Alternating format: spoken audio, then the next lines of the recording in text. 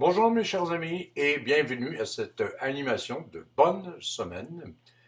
Et là, je vous rappelle que nous sommes le 18 décembre 2023.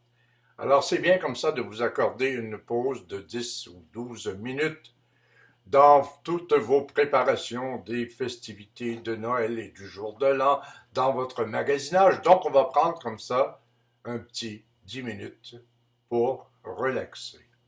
Et je commence comme d'habitude par une devinette. Je cherche un mot de 6 lettres. La première lettre commence par un C comme dans Canary. Tiens. Indice, fut bricoleur. Bon, j'insiste pour vous donner quelques indications additionnelles parce que ce n'est pas nécessairement simple et ça va demander aussi un effort de mémoire. Alors tenez bien compte que le verbe fut, est au passé. Et on parle de fut bricoleur. Et je vous donne un indice encore additionnel. C'était dans le domaine commercial. Je vous laisse ruminer tout ça et je vous reviens dans à peu près 10 minutes pour vous donner la bonne réponse si jamais vous ne l'avez pas trouvée. Bon. Alors, on entame toujours nos animations par des mots célèbres, des pensées importantes qui sont de nature, sinon à changer notre vie, souvent par contre, à nous amener à reconsidérer les choses sous un autre angle. Et voici une citation, cette fois-ci, du grand Victor Hugo, qui dit « Ce n'est rien de mourir, c'est affreux de ne pas vivre. » Et c'est intéressant, cette approche-là. Effectivement, mourir, évidemment, c'est personne ne veut ça. Personne ne le souhaite. Et quand ça se produit, tu dois sentir un affaiblissement, quelque chose, mais tu n'es pas conscient de perdre la vie. Ce sont les autres, s'il reste des autres attachés à toi, qui vont en souffrir pendant un certain temps de ton départ, et qui vont pleurer, qui vont souffrir donc de ta mort. Mais c'est pas toi qui va souffrir. Tandis que si tu passes ta vie à ne pas vivre, à te retenir, à ne pas prendre d'initiative, à ne pas jouir de la vie, à ne pas profiter des circonstances, et puis que tu le fasses volontairement, puis on ne sait pas trop pourquoi, ou que ça soit imposé par les circonstances, par l'extérieur. Je pense à des personnes âgées qui vivent maintenant seules parce que leur conjoint est décédé, seuls parce que beaucoup de leurs amis sont décédés également, et qui se retrouvent très souvent isolés dans leur maison, seuls. Des gens qui, jour après jour, se lèvent, font leur petit train-train, et souvent de fois ne rencontrent même personne. Et ils ne prononcent même pas un seul mot de leur journée. Ça, c'est de ne pas vivre. Et c'est ça qui est affreux, selon Victor Hugo. À réfléchir et à profiter pleinement de la vie, pendant que ça passe. Voilà pour la pensée du jour. Venons-en maintenant aux éphémérides. Alors, je vous rappelle, nous sommes le 18 décembre et nous allons reculer jusqu'en 1968. En 1967, le gouvernement de l'Union nationale, dirigé par Jean-Jacques Bertrand, conçoit la création de nouvelles universités au Québec. La population augmente, le niveau de scolarité également, et le besoin pour de nouvelles universités se fait sentir. C'est alors que le premier ministre convoque un comité, crée un comité, pour leur demander de réfléchir sur l'évolution de la création de nouvelles universités au Québec. Alors, ce comité est constitué de plusieurs fonctionnaires, mais également des représentants des universités privées qui existent déjà, l'Université de Montréal, l'Université Sherbrooke et l'Université Laval de Québec.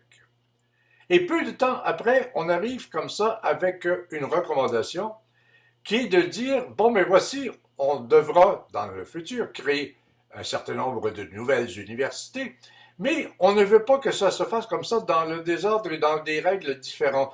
On veut que ça se fasse à l'intérieur d'un réseau intégré qui structure ces différentes universités, qui les unit, qui les amène à pouvoir éventuellement collaborer. Et c'est là, le 18 décembre 1968, que Jean-Jacques Bertrand, le même Jean-Jacques Bertrand, inaugure le réseau de l'Université du Québec. En 68, donc, à l'ouverture, ce sont les universités qui se sont créées. L'Université du Québec à Montréal, l'Université du Québec à Trois-Rivières et l'Université du Québec à Chicoutimi. Ce n'est que plus tard, au cours des années suivantes, que viendront se créer de nouvelles universités, d'abord à Rimouski, dans l'Outaouais, dans l'Abitibi-Témiscamingue, et puis une nouvelle formule, la formule du TÉLUQ, de la télévision universitaire, qui permet donc aux différentes universités de donner comme ça des cours à distance, particulièrement à des gens qui vivent en région éloignée. Alors donc, c'est tout ce réseau-là qui se crée et, fait à noter, contrairement à ce qui existait précédemment, ce ne sont plus des universités privées, mais des universités publiques, dirigées par le gouvernement du Québec. Donc, un grand changement dans l'organisation des universités, dans la création des universités, et surtout dans le fonctionnement et le fait que dorénavant, l'université se rapproche davantage des citoyens, même en région et en région éloignée. Donc, un événement important sur lequel il est intéressant de revenir. Bon, passons maintenant à mon exposition de photos. Un nénuphar, une belle fleur comme ça, dans un marais, dans un lac, sur un étang. Ça rappelle l'étang de Monet. C'est une belle fleur qui se détache, le rose, sur le vert. Une composition de la nature.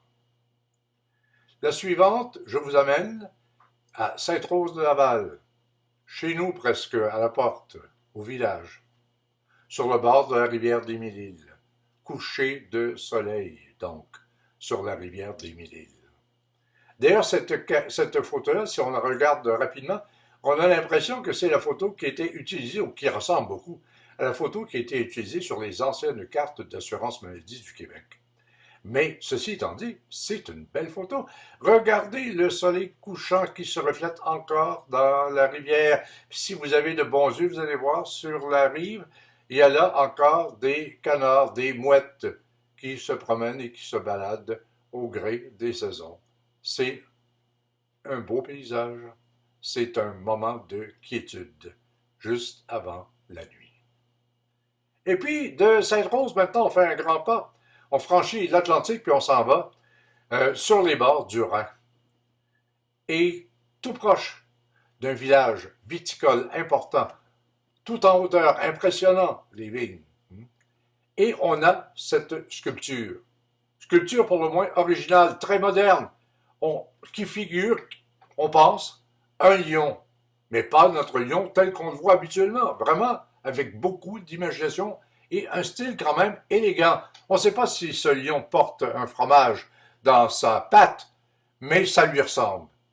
Et puis, le paysage, le Rhin, la montagne, la verdure derrière. Que de beaux souvenirs, et tout ça dans une seule photo. Bon, on arrive après donc les grandes pensées célèbres, on en arrive avec les mots d'esprit. Et un personnage qui avait le don de créer ces mots d'esprit, qui avait un sens de l'à-propos assez incroyable, Winston Churchill. Je ne m'étendrai pas sur la carrière politique de Winston Churchill, qui a été pas banale du tout, mais sur son sens de la répartie, de son sens de l'humour, qui était souvent incisif, mais drôle, et qui nous amenait souvent à voir les choses sous un autre angle.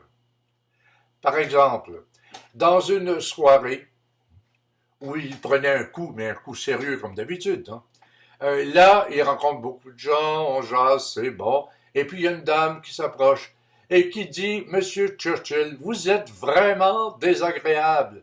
Si j'étais votre femme, je mettrais du poison dans votre thé. » Et lui, de la regarder impassible et de réagir instantanément en lui disant « Madame, si j'étais votre mari, je le boirais, ce thé. » Voilà l'art de river le clou à quelqu'un. Cet art, il est rare, mais un de ses artisans, Winston Churchill. On revient maintenant au fameux C que l'on cherche, notre mot, fut bricoleur, Castor. Le Castor bricoleur, cette chaîne de quincaillerie qui a existé pendant un bon nombre d'années au Québec. Alors voilà. Et vous voyez que j'ai été honnête et généreux. Je vous avais dit que ça n'existait plus, que c'était au passé, que c'était dans le domaine commercial. Bon, et puis vous aviez bricoleur. Alors voilà, Castor bricoleur. Voilà, on arrive déjà au terme de cette animation. Je vous répète pour la xème fois, nous sommes le 18 décembre, 7 jours de Noël, 14 jours du jour de l'an. Alors, on va vous souhaiter de bons temps des fêtes, du repos pour ceux qui travaillent, du plaisir, le plaisir de retrouver la famille, de célébrer ensemble avec les amis.